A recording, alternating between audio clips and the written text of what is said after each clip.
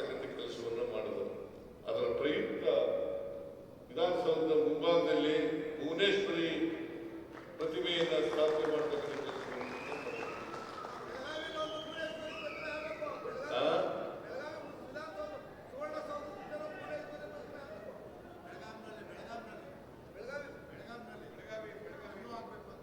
ಅಲ್ಲೂ ಮಾಡೋಣ,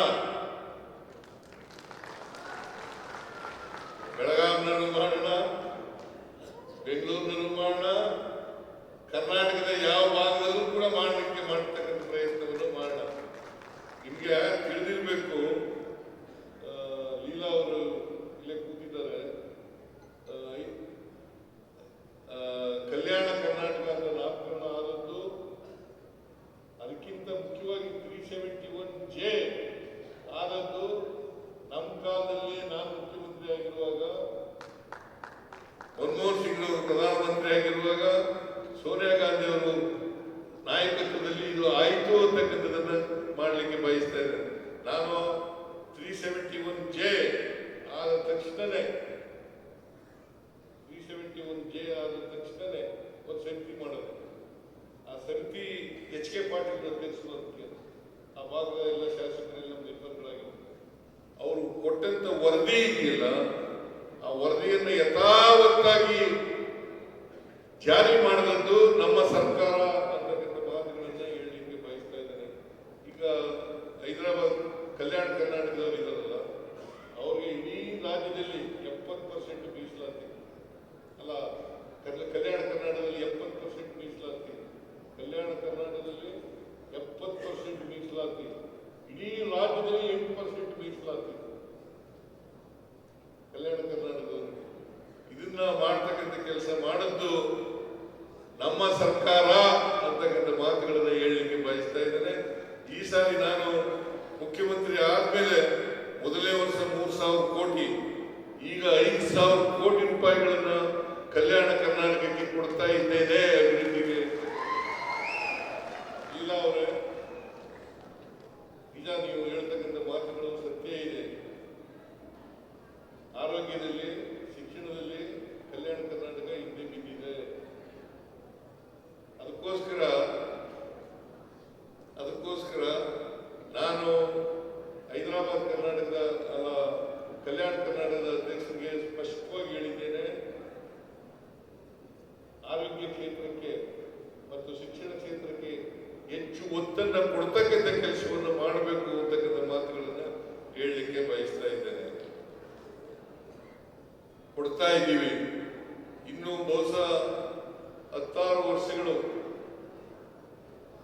ಮುಗಿದ ಮೇಲೆ ಈ ತಾರತಮ್ಯ ಏನಿದೆ, ಪ್ರಾದೇಶಿಕ ತಾರತಮ್ಯ ಇದೆಯಲ್ಲ, ಈ ತಾರತಮ್ಯ ಹೋಗ್ತದೆ ಅಂತಕ್ಕಂಥ ಭರವಸೆ ನನಗಿದೆ ಅಂತಕ್ಕಂಥ ಮಾತುಗಳನ್ನು ಹೇಳಲಿಕ್ಕೆ ಬಯಸ್ತಾ ಇದ್ದೇನೆ. ಪ್ರತಿ ವರ್ಷ 5,000 ಕೋಟಿ ರೂಪಾಯಿ ಅಡಿಷನಲ್ ಆಗಿ ಖರ್ಚು ಮಾಡ್ತಕ್ಕಂಥದ್ದು ಹೆಚ್ಚುವರಿಯಾಗಿ.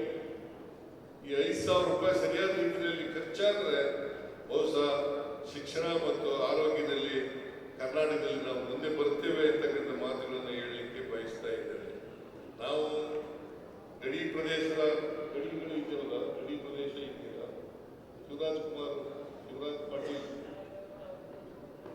ಪಾಟೀಲ್ ಅವರ ಅಧ್ಯಕ್ಷತೆಯಲ್ಲಿ ಸಮಿತಿ ಮಾಡಿದ್ದೀವಿ.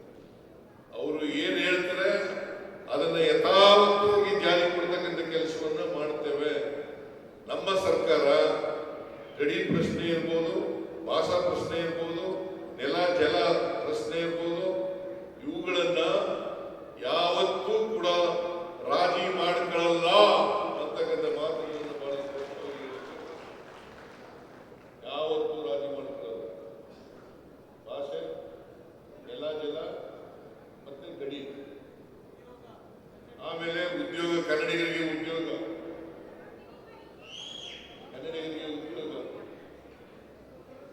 ಇದನ್ನ ಯಾವತ್ತೂ ಕೂಡ ನಾವು ರಾಜಿ ಮಾಡಿಕೊಳ್ಳಲ್ಲ ಅಂತಕ್ಕಂಥ ಮಾತುಗಳನ್ನ ಹೇಳಲಿಕ್ಕೆ ಬಯಸ್ತಾ ಇದ್ದೇವೆ.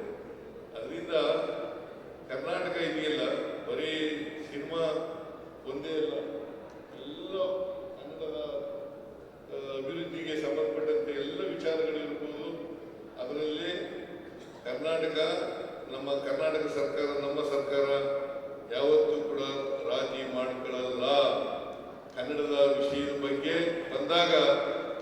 ಮುಂಚೂಣಿನಲ್ಲಿ ಇದ್ದೇವೆ ಅಂತಕ್ಕಂಥ ಮಾತುಗಳನ್ನು ಹೇಳಲಿಕ್ಕೆ ಬಯಸ್ತಾ ಇದ್ದೇನೆ.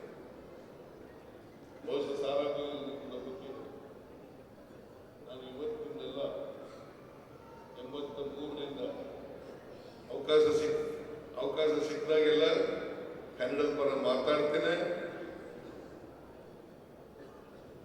ಕನ್ನಡ ಪರ ಧ್ವನಿ ಎತ್ತಕ್ಕಂಥ ಕೆಲಸವನ್ನು ಮಾಡ್ತೇನೆ ಅಂತಕ್ಕಂಥ ಮಾತುಗಳನ್ನು ಹೇಳಲಿಕ್ಕೆ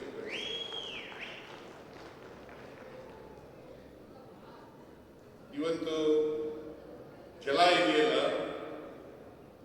ನಿಮಗೆ ಸುಮ್ಮನೆ ನಿಮ್ಮ ಗಮನಕ್ಕೆ ತರಲಿಕ್ಕೆ ಬಯಸ್ತಾ ಇದ್ದೇನೆ. ಮಹದಾಯಿ ಯೋಜನೆ ಎಷ್ಟು ವರ್ಷ ಆಯಿತು? 2017. ಪರಿಸರ ಅನುಮತಿ ಸಿಗ್ಬೇಕಷ್ಟೇ. ಫಾರೆಸ್ಟ್ ಡಿಪಾರ್ಟ್ಮೆಂಟ್ ಕೇಂದ್ರದಲ್ಲಿ ಯಾರ ಕೈನಲ್ಲಿದೆ? ಕೇಂದ್ರದ ಕೈನಲ್ಲಿದೆ. ಪರಿಸರ ಅನುಮತಿನೇ ಕೊಟ್ಟಿಲ್ಲ. ಅವ್ರು ಸಿಕ್ಕಿದ ತಕ್ಷಣವೇ ಮಹದಾಯಿ ಯೋಜನೆಯನ್ನು ಮಾಡ್ತೇವೆ. ಕೃಷ್ಣ ಮೂರನೇ ಹಂತ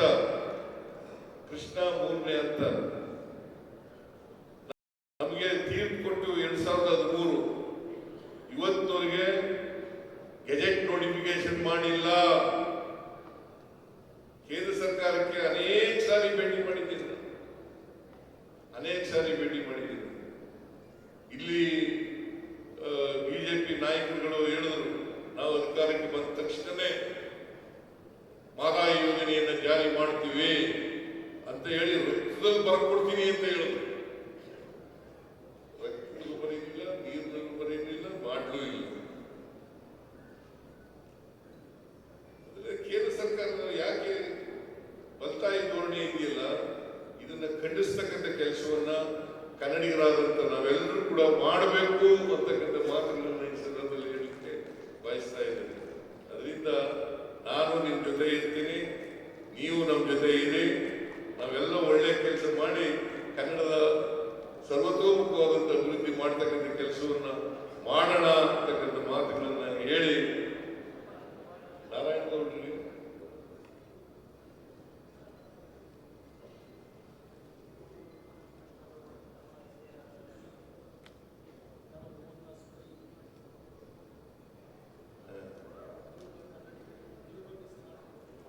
ಈಗ ಹೇಳ್ತಾರೆ ಕನ್ನಡಿಗರಿಗೆ ಉದ್ಯೋಗ ಮೀಸಲಾತಿ ಬಗ್ಗೆ ಮಾತನಾಡಿ ಅಂತ ಹೇಳ್ತಾರೆ.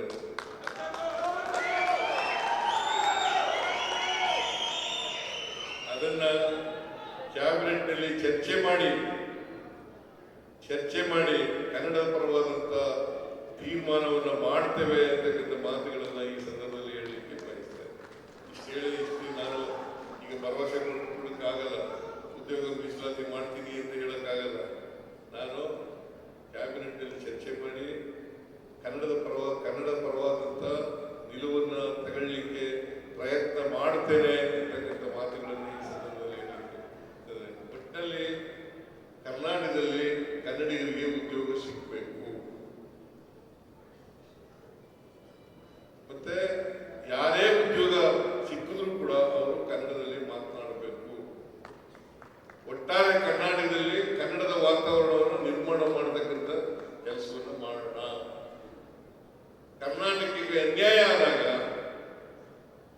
ಕರ್ನಾಟಕಕ್ಕೆ ಕೇಂದ್ರದಿಂದ ಮಲತಾಯಿ ಧೋರಣೆ ಆದಾಗ ನಾವೆಲ್ಲರೂ ಕೂಡ ಒಗ್ಗಟ್ಟಿನ ಧ್ವನಿಯಾಗಿ ನಿಲ್ತಕ್ಕಂಥ ಕೆಲಸವನ್ನ ನಾವೆಲ್ಲರೂ ಕೂಡ ಮಾಡೋಣ.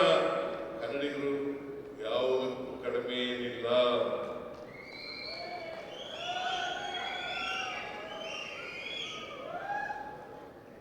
ಆದ್ರಿಂದ ಕನ್ನಡ ಭಾಷೆಯನ್ನ, ನೆಲ ಜಲವನ್ನ, ಗಡಿಯನ್ನ ರಕ್ಷಣೆ ಮಾಡಲಿಕ್ಕೆ ನಾವೆಲ್ಲರೂ ಕೂಡ ಪಣ ತೊಡೋಣ ಅಂತಕ್ಕಂಥ ಮಾತುಗಳನ್ನ ಈ ಸಂದರ್ಭದಲ್ಲಿ ಹೇಳಿ, ನಾರಾಯಣ